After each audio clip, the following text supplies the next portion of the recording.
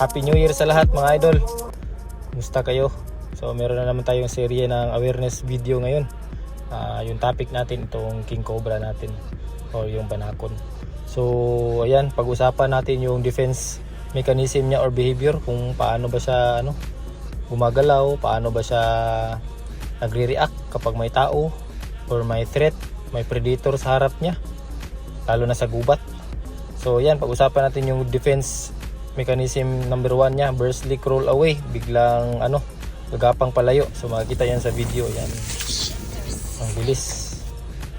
So yan, number 2, display hood with growling sound, yung parang aso. Ayan, yung ganyan. Ayan, number 3, mock bite then escape. Yun, so parang kakagat siya, yan sa video, then aalis. Yun. So number 4, ito na, bite and inject all venom.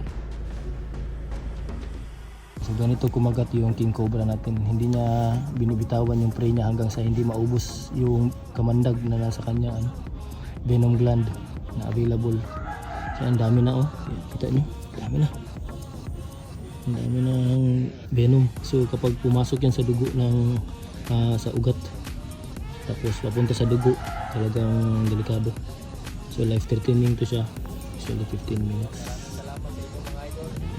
New Year, ingat parate.